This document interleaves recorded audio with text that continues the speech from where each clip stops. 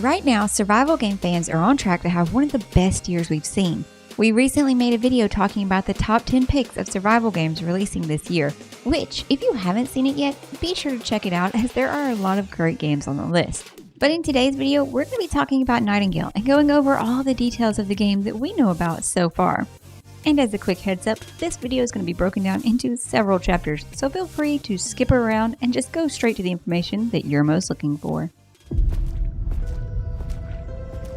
The Feywilds await, and so too Nightingale. Awaken your first portal and tread on towards that which is boundless, beyond the measurable. Nightingale takes place in an alternate dimension where, for centuries, humans and the Fae have shared a complex relationship. Initially, humans revered the Fae and sought wisdom in their magic, though over time, humans began to perceive themselves as equals to the Fae. This ultimately led to the Fae withdrawing from our world, taking much of their magic with them. Centuries later, the enchanted city of Nightingale would stand as a beacon where humans from across the globe could converge to study magic and access portals leading to the mystical Fae realms, thus setting the stage for realm walkers. Fast forward to present day, and a cataclysmic event known as the Pale has begun to engulf the earth, putting everything it touches into suspended animation. Desperate for salvation, the survivors turn to Earth's portal network, seeking refuge in Nightingale, hoping that the magical city could protect them from the Pale's reach. Unfortunately, the magical portals have all malfunctioned, leaving humanity without a direct path to Nightingale.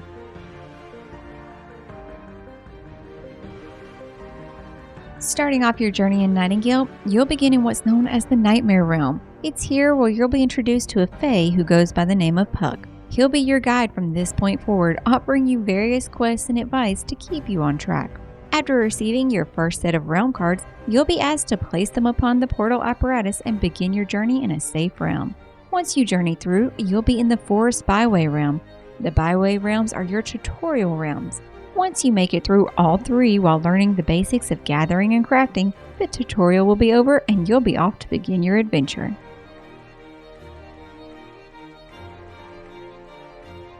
Just like in any other survival game, crafting and gathering are essential for progressing in the game. You'll have numerous materials to gather, including all the traditional ones such as fiber, wood, stone, pelts, and ore. You'll then use those materials to create structures, craft weapons, armor, and later on, realm cards, which we'll cover more in depth later in the video. Crafting recipes are not unlocked through character progression, but instead are found as drops or purchased from essence vendors. The harder the realm, the higher tier recipes you'll come across. One of the nice features is the ability to pin a recipe. This helps you keep track of what items you need in order to craft an object. Another key feature of the crafting system is station buffs. All crafting stations in the game can have either positive buffs or negative buffs depending on the placement. For example, if you place a crafting station outside on the ground, it will receive a negative buff. However, if you place it on a foundation in a well-lit area, it will receive a positive buff. These are important as they will affect the overall quality of the item that's crafted on that station.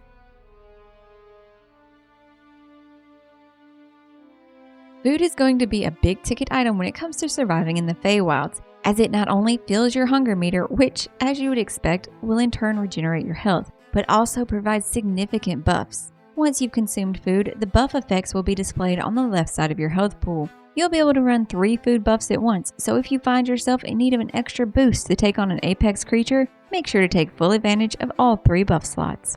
Also keep in mind that food doesn't expire, so feel free to craft up as much as you want and use it when necessary.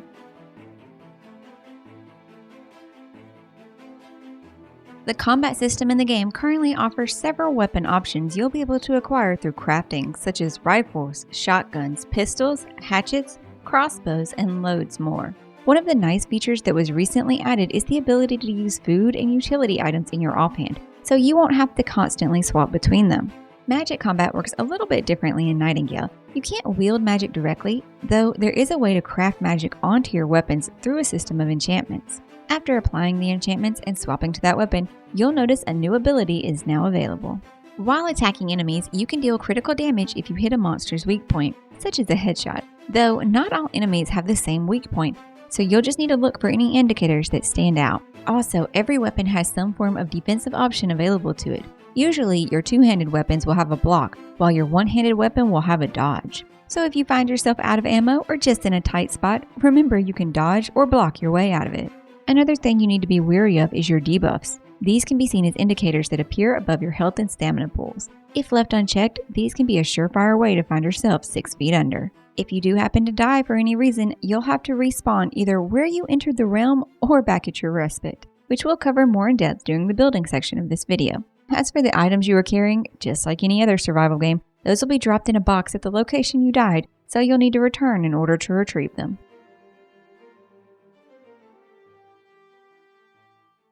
Realm cards are your interface to engage with realm generation. They determine the world that will be generated for you on the other side of the gate. As we mentioned before, realm cards are acquired through crafting based on recipes you've discovered or earned through the course of gameplay. In order to craft a realm card, you'll need ink and paper. Once you've acquired realm cards, you can then combine them in a particular order to generate a realm based on the cards played. Realm cards are broken down into 3 separate categories: biome cards, minor cards, and major cards. Biome cards create the environment that the realm will take place in, while major cards represent significant events or features in the realm. Minor cards create small adjustments and tweaks to the realm. An example of how the system works would be selecting a biome such as the jungle, where maybe you want to go hunting. Then you pick a major card for the creatures you wish to hunt. Finally, for the minor cards, you might want to play one to make it daytime, thus giving you a higher visibility of your enemies during the hunt. There are loads of combinations for you to choose from, and if you decide you want to play the same cards as your previous expedition, it will take you to a similar realm, but not the same realm. Also note that while the biome card and major card are required, the minor card is optional, though if you don't have one or one you want to play, you can skip it. The more realm cards you acquire, the higher tier realms you'll begin to discover, which in turn will offer higher tier rewards, incentivizing you to continue to discover. On a side note, if you happen to be playing with friends who possess realm cards that you do not, you'll still be able to travel to those realms, which will serve as a benefit to you as it could help you acquire the recipes you need to craft those cards.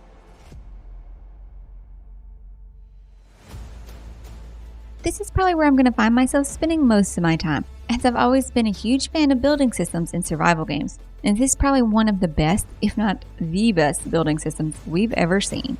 The location you decide to pick as your home is known as the Respite Realm.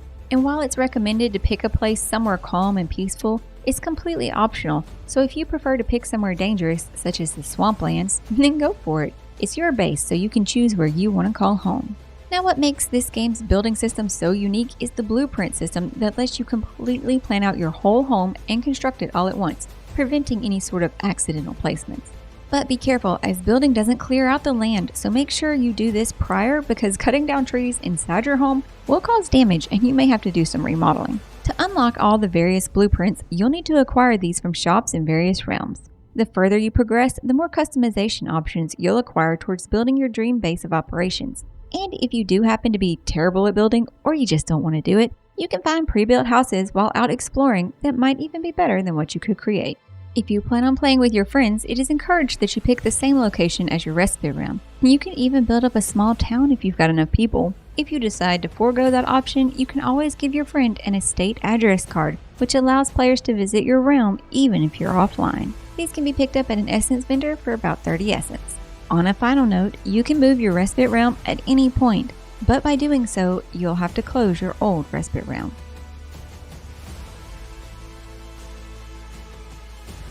You'll be able to recruit certain NPCs to work in your settlement to perform various tasks such as gathering resources, carrying items, building structures, and fending off enemies. In order to recruit an NPC, they will have a quest associated with them. After you've completed the quest, you'll be able to recruit them to your team. After you've recruited an NPC, you'll be able to manage the gear they're wearing to help them better tackle the dangers of the realms, as well as assign storage containers for their use.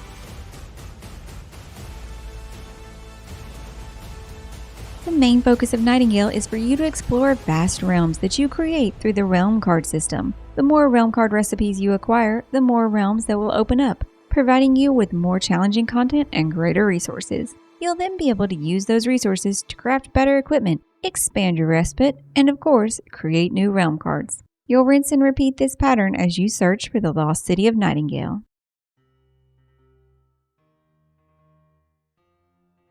Currently, there are 2 Fae Courts in Nightingale, the Winter Fae and the Summer Fae. The Winter Court uses the Bound as a weapon against humanity, with the Bound being a grotesque mimicry of humanity. The Summer Court, however, seems to be the less hostile and more benevolent faction, though we still need more time to dig deeper into their true goals.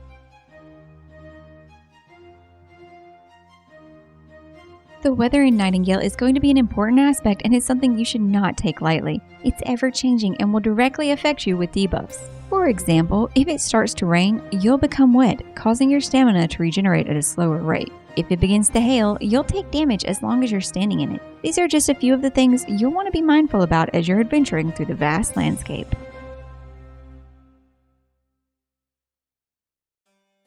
Nightingale can be played alone or with up to 6 friends. While it may start you off in the first person, you can swap to a third-person perspective, though currently the game's third-person mode is still experimental, as this is a relatively new feature. If you prefer to play with the controller, the game does offer support for that as well, though certain functionalities like messaging haven't been implemented. Another helpful feature is the difficulty settings. This gives players the option to choose whether they want a more challenging or casual experience. If you find the text in the game to be a bit hard to read, they offer several options to change the text style, size, and opacity of the background. Finally, there are loads of other input options you'll be able to adjust in the menu, such as keybinds and sensitivity settings, so feel free to tweak things to your personal preference.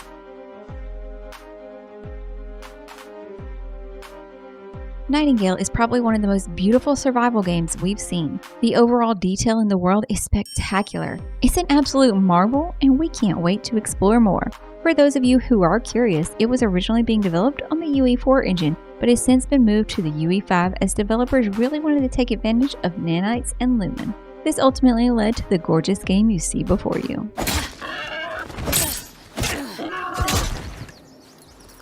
One of the things that doesn't always get enough credit is the sound design, which this game delivers on every level. Just wait until you light up your first smelting pot and hear the wood crackle from inside. From the moment you step into the forest byway, you'll begin hearing the sounds of cheerful bird chirping, but once nightfall settles in, the tone quickly changes to the haunting sounds of crows and owls, along with some eerie noises. Every sound you'll experience really makes a massive impact on the overall tone.